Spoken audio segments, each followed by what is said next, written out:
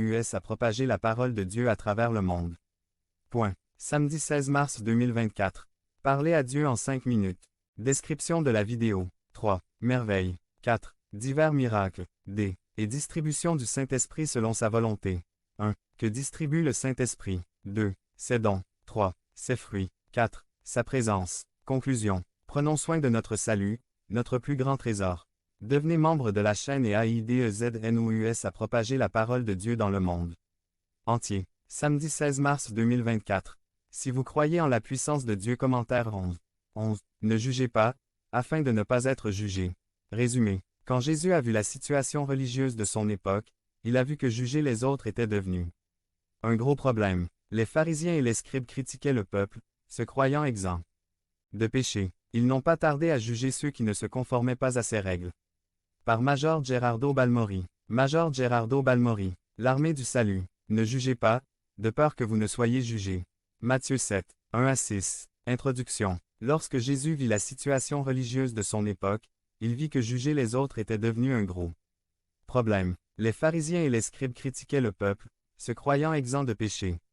Ils n'ont pas tardé à juger ceux qui ne répondaient pas à leurs attentes. Ne jugez pas. Matthieu 7, 1-2. Quand Jésus était dans la maison de Simon le pharisien et que la femme pécheresse lui ognait les pieds. Simon dit, cet homme, s'il était prophète, saurait qui et de quelle sorte voilà la femme.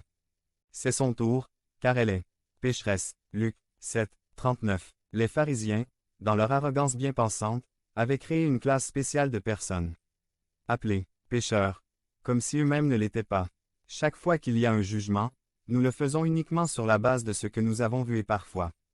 Cela ne suffit pas à donner une image complète. Le jugement humain est limité par les informations que nous y mettons et n'est pas suffisant pour porter un jugement précis. Les Indiens avaient leur façon de dire ceci.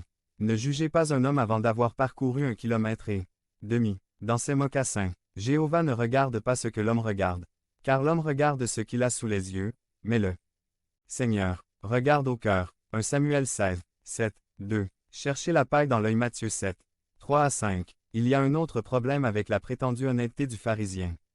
Non seulement il était trop critique, mais il était aussi hypocrite. Nous aimons voir les gens avec des lunettes bifocales, c'est-à-dire que nous utilisons une lentille pour nous regarder. Habituellement, là-bas, nous ne sommes pas très exigeants, laissant passer nos propres défauts et erreurs, mais quand c'est notre tour de regarder notre frère, nous utilisons un objectif à fort grossissement, exagérant. Le problème est pourtant un jugement.